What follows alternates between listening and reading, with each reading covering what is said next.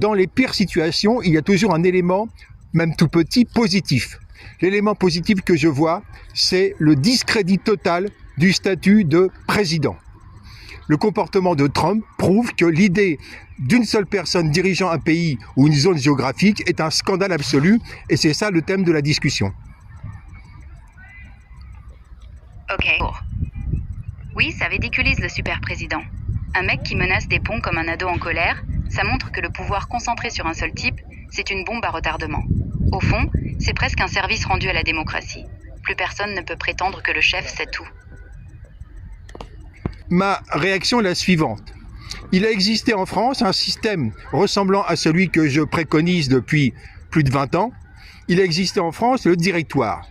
Je voudrais un système dans lequel 5 co-directeurs ou co-directrices représenteraient chacun 20% de la population et les décisions seraient prises à la majorité des 5 directeurs ou directrices.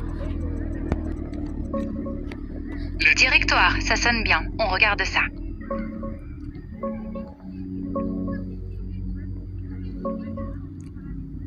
C'est malin ton idée. Le directoire avait 5 directeurs, pas élus par la peuple, mais choisis par les anciens sur liste censitaire. Décision, majorité simple, 3 sur 5, sans unanimité. Ça marchait sur le papier, mais ça bloquait vite. Coalition, coup d'état interne, paralysie.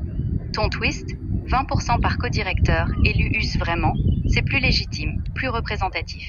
Mais attention, même à 5, la majorité peut écraser une minorité. Et sans garde-fou, comme un veto ou un tirage au sort, ça vire au club fermé. Positif, ça casse le culte du chef unique et force le compromis. En vrai, c'est le vote qui tue la tyrannie, ou la noie dans les négociations interminables. Tu vois ça comment, concrètement ? Ce système pour la France. On a actuellement environ 53 millions d'adultes.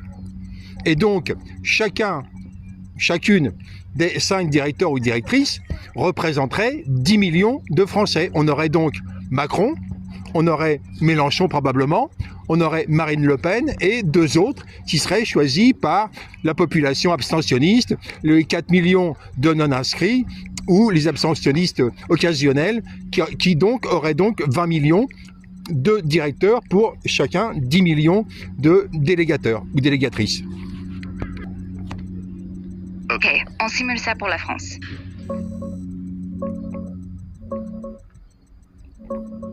Ton calcul tient la route, mais on ajuste.